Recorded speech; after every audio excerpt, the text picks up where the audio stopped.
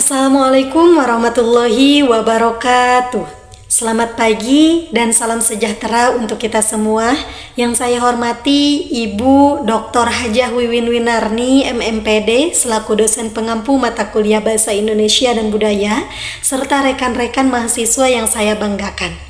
Perkenalkan, saya Siti Nuropatima dari Prodi PGSD NIM 202301000242 kelas 23D semester 4. Pada kesempatan kali ini, saya akan menyampaikan materi presentasi dengan judul Kalimat Efektif yang merupakan bagian dari sesi kelima dalam mata kuliah ini. Kalimat efektif merupakan salah satu elemen penting dalam berkomunikasi, baik secara lisan maupun secara tulisan. Melalui materi ini, kita akan mempelajari bagaimana menyusun kalimat yang padat, jelas, dan sesuai kaidah bahasa agar pesan yang kita sampaikan dapat dipahami dengan baik oleh pembaca maupun pendengar. Silahkan menyaksikan. Baik, pengertian kalimat. Apa itu kalimat? Kalimat adalah satuan bahasa terkecil yang mengungkapkan pikiran secara utuh ataupun perasaan secara lengkap. Kalimat dapat diungkapkan secara lisan maupun secara tulisan. Dalam bentuk lisan, dicirikan intonasi naik turun, jeda, dan penekanan suara. Contohnya seperti, apakah kamu sudah makan? Nah, itu merupakan kalimat yang diungkapkan secara lisan. Adapun dalam bentuk tulisan, yaitu diawali huruf kapital, diakhiri tanda titik, tanya ataupun seru. Contohnya seperti ibu memasak di dapur. Nah, kalaupun itu kalimat ditulis, maka kata ibu itu menggunakan kalimat kapital dan di dapur itu diakhiri dengan ciri titik. Dan itu menjadi contoh kalimat secara lisan dan juga tulisan. Selanjutnya, dalam kalimat terdapat unsur-unsur kalimat. Terdapat 5 poin. Yang pertama ada subjek, yang kedua ada predikat, yang ketiga ada objek, yang keempat ada pelengkap, yang kelima ada keterangan. Apa itu subjek? Subjek adalah pokok pembicaraan, biasanya menunjukkan kata benda. Adapun predikat adalah menjelaskan subjek, biasanya menunjukkan kata kerja. Yang ketiga ada objek. Apa itu objek? Objek itu adalah pelengkap predikat verba transitif. Yang keempat, pelengkap. Kalau untuk pelengkap itu tidak bisa dipastikan. Dan yang poin terakhir yaitu kelima, keterangan itu bisa menjelaskan waktu, tempat, alat, tujuan, dan juga sebagainya. Di sini saya mengambil contoh seperti kakak membaca buku di perpustakaan. Ini merupakan contoh kalimat karena sudah memenuhi unsur-unsur kalimat yang 5 ini. Mana? Pertama, subjeknya yaitu adalah kakak. Membaca di sini sebagai predikat dan objeknya itu adalah buku. Apa keterangannya? Yaitu perpustakaan. Artinya, ketika mendengar contoh itu, kita sudah paham dan mengerti secara jelas siapa yang membaca buku di perpustakaan, yaitu kakak. Seperti itu. Selanjutnya, dalam salah satu unsur kalimat tadi terdapat keterangan. Nah, keterangan itu memiliki jenis-jenisnya.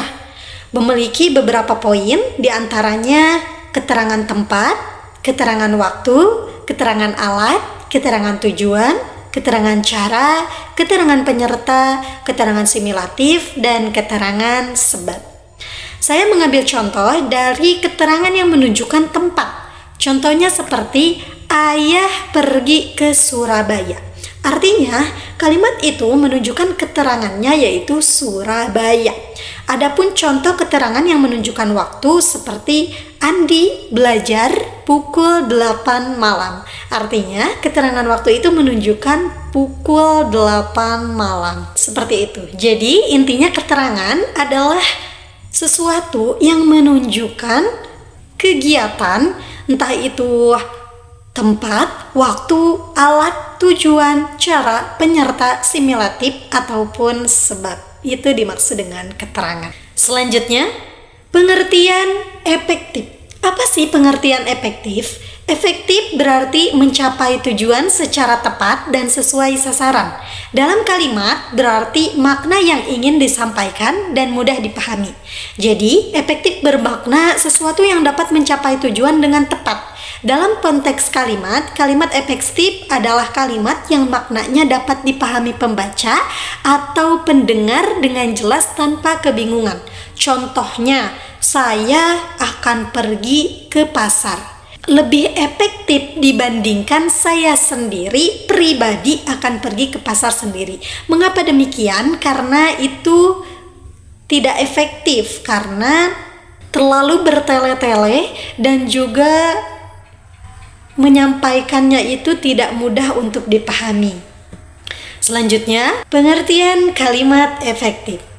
Nah, kalimat efektif adalah kalimat yang tersusun menurut kaidah bahasa Indonesia yang baik dan benar. Kalimat ini bersifat ringkas, jelas, dan tidak menimbulkan makna ganda. Selanjutnya, dalam kalimat efektif itu sendiri memiliki tujuannya. Tujuan kalimat efektif adalah agar gagasan penulis dapat diterima pembaca secara tepat. Saya mengambil salah satu contoh, siswa kelas 2 wajib mengikuti kegiatan belajar. Mengapa contoh ini sebagai kalimat efektif? Karena memenuhi unsur-unsur utama dalam kalimat yang baik. Pertama, subjek dan predikat jelas. Subjeknya mana? Siswa kelas 2. Predikatnya mana? Wajib mengikuti. Lalu, menggunakan kata yang tepat dan tidak boros. Artinya, tidak ada kata yang mubazir atau diulang-ulang. Kalimatnya padat, jelas, dan langsung pada inti pesan. Jadi tidak bertele-tele. Siswa kelas 2 wajib mengikuti kegiatan belajar. Siapa yang wajib mengikuti kegiatan belajar? Siswa kelas 2. Jadi mudah untuk dipahami. Maka contoh itu termasuk dalam kalimat efektif. Selanjutnya, dalam kalimat efektif terdapat syarat-syarat kalimat efektif. Terdapat 7 poin. Yang pertama ada kesepadanan, kedua kepararelan, ketiga penekanan, keempat kehematan, kelima pencernaan, keenam kepaduan, ketujuh kologisan. Nah, jadi ketujuh syarat ini menjadi tolak ukur apakah suatu kalimat dikatakan efektif atau tidak. Masing-masing syarat memiliki peran penting dalam membentuk struktur kalimat yang baik. Mari kita jelaskan satu persatu. Selanjutnya, yang pertama dalam syarat-syarat kalimat efektif ada kesepadanan. Kesepadanan berarti keseimbangan antara struktur dan makna. Kalimat harus memiliki subjek dan predikat, hindari subjek ganda, hindari proposisi di depan subjek. Saya mengambil salah satu contoh. Yang pertama, kalimat efektif, Dewi datang ke masjid kedua kalinya. Dan tidak efektifnya, Dewi yang datang ke masjid kedua kalinya. Kalimat Dewi datang ke masjid kedua kalinya disebut kalimat efektif karena memenuhi syarat kesepadanan, yaitu memiliki subjek dan predikat yang jelas. Kalimat ini lengkap dan maknanya tidak rancu. Subjeknya Dewi, predikatnya datang. Jadi ketika ditanya siapa yang datang ke masjid, yaitu Dewi. Sementara yang tidak efektifnya, Dewi yang datang ke masjid kedua kalinya. Itu disebut tidak efektif karena hanya berupa anak kalimat, tidak memiliki predikat utama dan maknanya belum selesai. Selanjutnya, syarat kedua dalam kalimat efektif yaitu kepararelan. Kepararelan atau kejajaran bentuk kata membuat kalimat mudah dipahami. Bila kata pertama berbentuk perba, maka kata selanjutnya harus sama. Ini menciptakan keteraturan dan irama dalam kalimat. Artinya, keparalelan itu harus membuat kalimat yang mudah dipahami, gunakan bentuk kata yang konsisten atau paralel. Saya mengambil satu contoh kalimat efektif dan tidak efektif. Pertama, kalimat efektif di sini ada memahami, mengetahui, dan mengaplikasikan. Kenapa demikian kalimat tersebut dikatakan efektif? Karena Semua kata kerja menggunakan bentuk yang sama, yaitu kata kerja aktif berawalan me. Memahami, mengetahui, mengaplikasikan. Berbeda lagi dengan contoh yang saya tulis, yaitu tidak efektif. Memahami, mengetahui, pengaplikasian. Mengapa demikian tidak dikatakan efektif? Karena bentuk katanya tidak sejajar. Dua pertama kata kerja dan terakhir kata benda. Ini membuat struktur kalimat tidak konsisten dan terasa janggal saat dibaca. Selanjutnya, syarat dalam kalimat efektif ada penekanan. Apa itu penekanan? Penekanan adalah meletakkan bagian penting di awal kalimat. Penekanan itu keterangan boleh di awal untuk menegaskan maksud dan digunakan dalam kalimat perintah ataupun anjuran agar lebih menonjol dan mudah dimengerti oleh pendengar ataupun pembaca. Saya mengambil salah satu contoh dalam kalimat efektif penekanan, yaitu kalimat efektifnya rajinlah menabung dan tidak efektifnya kamu rajinlah menabung. Mengapa kalimat rajinlah menabung disebut kalimat efektif? Karena memenuhi prinsip penekanan. Kalimat ini langsung menekankan pesan utama, yaitu rajin menabung tanpa kata yang tidak perlu di awal. Sedangkan tidak efektif kamu rajinlah menabung terasa janggal dan kurang tegas karena kata kamu mengganggu fokus kalimat. Dengan menghilangkan kata kamu, pesan menjadi lebih ringkas, langsung, dan kuat. Itulah yang membuat efektif secara penekanan. Selanjutnya, syarat dalam kalimat efektif ada kehematan. Apa itu kehematan? Kehematan bertujuan untuk menghindari pemborosan kata. Artinya penghematan itu harus hindari kata berlebihan atau pengulangan, memiliki makna yang kuat dan juga jelas. Saya di sini mengambil contoh syarat kalimat efektif kehematan, yaitu efektifnya para mahasiswa. Mengapa disebut kalimat efektif? Karena memenuhi prinsip kehematan, yaitu tidak menggunakan kata yang berlebihan. Kalimat para mahasiswa tidak efektif karena terjadi pengulangan makna. Kata para sudah menunjukkan bentuk jamak, jadi tidak perlu lagi mengulang dengan mahasiswa.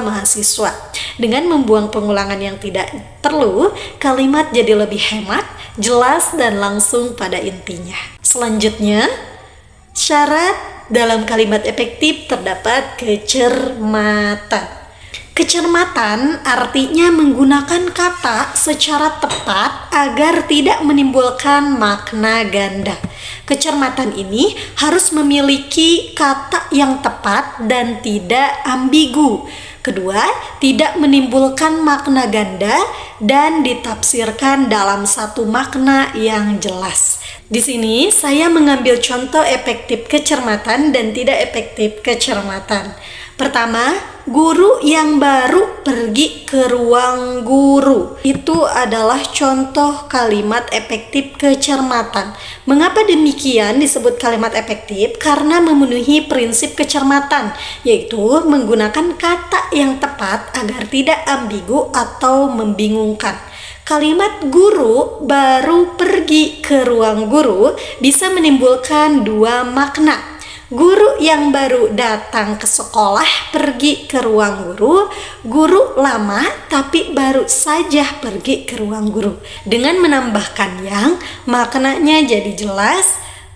Guru yang baru yaitu diterima bekerja pergi ke ruang guru. Itulah mengapa kalimat ini lebih cermat dan disebut kalimat efektif. Selanjutnya, syarat dalam kalimat efektif ada kepaduan. Kepaduan berarti semua unsur dalam kalimat saling mendukung untuk menyampaikan satu makna. Kepaduan kalimat harus menyatu secara makna dan struktur. Hindari kata sambung yang tidak perlu. Contohnya seperti apa? Di sini saya mengambil contoh kalimat efektif yang memenuhi prinsip atau syarat kepaduan, Budi membicarakan pengalamannya. Mengapa disebut kalimat efektif? Karena memenuhi syarat kepaduan, yaitu kesatuan antara makna dan struktur kalimat. Kalimat ini padat, jelas, dan tidak mengandung unsur yang tumpang tindih. Sedangkan kalimat Budi membicarakan tentang pengalamannya tidak efektif karena kata membicarakan sudah mengandung makna tentang. Jadi, menambahkan kata tentang adalah pengulangan yang tidak perlu. Maka kalimat efektifnya yaitu Budi membicarakan pengalamannya. Selanjutnya, syarat dalam kalimat efektif ada kelogisan. Kelogisan berkaitan dengan makna masuk akal dalam kalimat. Kelogisan, kalimat harus logis dan sesuai dengan makna yang dimaksud, memiliki makna masuk akal dengan kalimat, tidak bertentangan dengan logika umum. Artinya, susunan kata harus tepat dan tidak bertentangan dengan logika umum. Kalimat harus bisa diterima secara rasional oleh pembaca ataupun pendengar. Saya mengambil salah satu contoh prinsip kelogisan, yaitu kalimat efektifnya, kepada Bapak penceramah saya persilahkan. Mengapa demikian disebut kalimat efektif? Karena memenuhi prinsip kelogisan, yaitu kalimat harus masuk akal dan sesuai makna yang dimaksud. Daripada tidak efektif, waktu dan tempat saya persilahkan, itu tidak logis karena waktu dan tempat bukanlah orang yang bisa dipersilahkan. Ini membuat makna kalimat jadi salah. Sedangkan dalam kalimat efektif, subjek yang dipersilahkan adalah orangnya, yaitu Bapak penceramah, sehingga maknanya jelas, masuk akal, dan tepat sasaran kepada Bapak penceramahnya. Selanjutnya, sudah di akhir materi, ada kesimpulan. Jadi, kesimpulan dalam kalimat efektif itu kalimat harus memiliki unsur lengkap dan bermakna jelas. Kalimat efektif memenuhi 7 syarat utama. Tujuan utama kalimat efektif yaitu menyampaikan gagasan secara tepat, ringkas, dan mudah dipahami. Kalimat efektif harus disusun secara lengkap, logis, dan sesuai kaidah bahasa Arab. Ketujuh syarat seperti kesepadanan hingga kelogisan wajib diperhatikan. Kalimat yang baik akan menyampaikan pesan dengan efisien dan tidak menimbulkan tafsir ganda. Contohnya, saya mengambil contoh siswa mengerjakan soal ujian dengan tertib di kelas. Mengapa demikian ini disebut kalimat efektif? Karena yang pertama ada subjek dan predikat, yaitu siswa sebagai subjek, mengerjakan sebagai predikat. Kedua, maknanya jelas. Kita langsung tahu siapa yang melakukan, apa yang dilakukan, di mana, dan bagaimana. Jadi, kalimat ini disebut kalimat efektif karena mudah dipahami, jelas, dan langsung ke inti pesan. Baik, demikian pemaparan materi yang dapat saya sampaikan terkait kalimat efektif yang mencakup pengertian kalimat, unsur-unsur kalimat, jenis-jenis keterangan, pengertian, dan syarat-syarat kalimat efektif. Semoga apa yang saya sampaikan hari ini dapat memberikan manfaat dan menambah pemahaman kita semua tentang pentingnya berbahasa secara efektif dan efisien. Saya mengucapkan terima kasih yang sebesar-besarnya kepada Ibu dosen pengampu atas kesempatan yang diberikan serta kepada rekan-rekan yang telah menyimak dengan baik. Apabila ada kekurangan, kesalahan dalam penyampaian, saya mohon maaf yang sebesar-besarnya. Terima kasih. Sekian. Wassalamualaikum warahmatullahi wabarakatuh.